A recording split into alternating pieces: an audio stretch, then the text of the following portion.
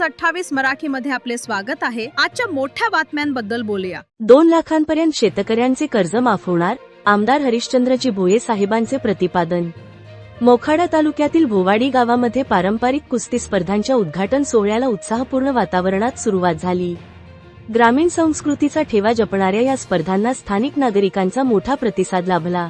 या कार्यक्रमाला आमदार हरिश्चंद्रजी भोये यांची प्रमुख उपस्थिती लाभली असून त्यांच्या उपस्थितीमुळे कार्यक्रमाची शोभा अधिकच वाढली। कार्यक्रमाच्या उद्घाटन प्रसंगी उपस्थितांना संबोधित करताना आमदार हरिश्चंद्रजी भोये साहेबांनी शेतकरी वर्गासाठी अत्यंत महत्त्वपूर्ण वक्तव्य केले। ते म्हणाले की राज्य शासनाच्या माध्यमातून शेतकऱ्यांना दिलासा देण्यासाठी 2 लाख रुपयांपर्यंत शेतकऱ्यांना कर्जमाफी मिळणार व ज्या शेतकऱ्यांनी कर्जाची रक्कम भरलेली आहे त्यांना बोनस या स्वरूपाने मदत मिळणार म्हणून माननीय मंत्री महोदय देवेंद्रजी फडणवीस साहेबांचे आमदार हरिश्चंद्रजी भोये साहेबांनी शेतकऱ्यांच्या वतीने आभार व्यक्त केले आहेत व वाढत्या शेती खर्चामुळे बाजारभावातील अनिश्चितता आणि नैसर्गिक आपत्तीमुळे अडचणीत सापडलेल्या शेतकऱ्यांसाठी हा मोठा निर्णय आधार ठरेल असा विश्वास आमदार साहेब यांनी व्यक्त केला आहे।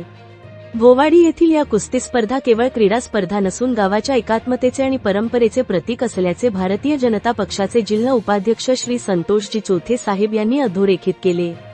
अशा स्पर्धांमुळे युवकांमध्ये शिस्त, क्रीडाभावना आणि शारीरिक तंदुरुस्ती वाढीस लागेल, तसेच ग्रामीण भागातील पारंपरिक खेळांना चालना मिळेल असे त्यांनी सांगितले। या कार्यक्रमाप्रसंगी माजी जिल्हा परिषद अध्यक्ष श्री प्रकाशजी निकम साहेब यांनी कुस्ती खेळाडूंना शुभेच्छा देत बालविवाह नियोजनासंदर्भात उपस्थित तरुणांना व ग्रामस्थांना मार्गदर्शन केले व बालविवाह सारखे तालुक्यामध्ये घडणारे प्रसंग आपणच पुढे येऊन थांबवले पाहिजे याकरिता उपस्थित जनतेला प्रोत्साहित केले। कार्यक्रमाच्या आयोजनात ग्रामस्थांनी मोठ्या प्रमाणावर सहभाग घेतला होता। परिसरातील विविध गावातील पैलवान मोठ्या संख्येने स्पर्धेत सहभागी झाले असून पुढील काही दिवस रंगतदार सामने पाहायला मिळणार आहेत। या स्पर्धेच्या निमित्ताने भोवाडी गावात उत्साहाचे आणि आनंदाचे वातावरण निर्माण झाले आहे। एकूणच शेतकऱ्यांसाठी कर्जमाफीची दिलासादायक घोषणा आणि पारंपरिक कुस्ती स्पर्धांचा जल्लोष यामुळे भोवाडी गावामध्ये सध्या उत्साहाचे वातावरण निर्माण झाल्याचे बघायला मिळते आहे। मोखाडा प्रमुख प्रतिनिधी जगन्नाथ पाटील यांची रिपोर्ट।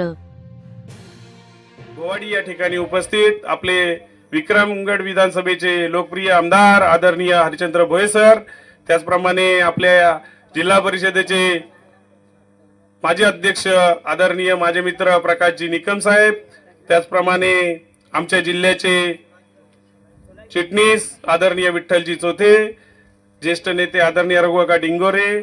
आपण कुस्तीला सुरुवात करण्यापूर्वी मी एवढंच सांगेन की आखाडा प्रत्येक मागच्या वेळेस आम्ही या ठिकाणी कुस्तीला आलो होतो। या आपल्या ग्रामीण भागाचा आवडता खेळ म्हणजे कुस्ती आहे आणि तो कुस्ती सरांच्या माध्यमातून, निकम साहेबांच्या माध्यमातून आपण या ठिकाणून चांगला तालुक्यातलं प्रतिनिधित्व करेल असं जिल्ह्यातून राज्याला असा या ठिकाणी खेळाडू घडावा अशा मी आपल्या सर्वांना शुभेच्छा देतो। आपल्याकडे बरेच बालविवाह कमी झालेले आहेत।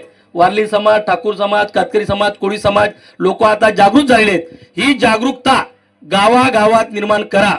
गेल्या 23 तारखेपासून मुंबईमध्ये 26-27 या वर्षाचा आर्थिक अधिवेशन चालू आहे। या अधिवेशनामध्ये अत्यंत क्रांतिकारी निर्णय आपल्या राज्याचे मुख्यमंत्री आदरणीय देवेंद्र फडणवीस साहेबांनी घेतला आहे। याची माहिती तुम्हाला व्हावी म्हणून या ठिकाणी मी सांगतो। मित्रांनो, ज्यावेळी 2024 ला या विधानसभेची निवडणूक होती त्यावेळी महायुतीच्या जाहीरनाम्यामध्ये म्हटलं होतं की शेतकऱ्यांचं कर्ज माफ करू। आणि मित्रांनो, गेल्या 6 तारखेला जो आदरणीय मुख्यमंत्र्याने अर्थसंकल्प मांडला त्याच्यामध्ये शेतकऱ्यांचं पीक कर्ज हे 2 लाखापर्यंत या ठिकाणी माफ केलेलं आहे। आणि म्हणून जोरदार टाळ्या वाजवून आदरणीय मुख्यमंत्री देवेंद्र फडणवीसांचं धन्यवाद द्यावे।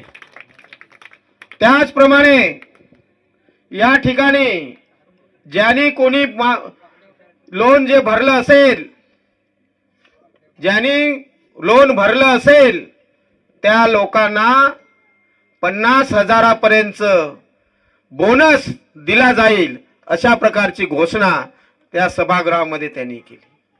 त्याचप्रमाणे एक अत्यंत महत्त्वाचं विधेयक परवा पास झालं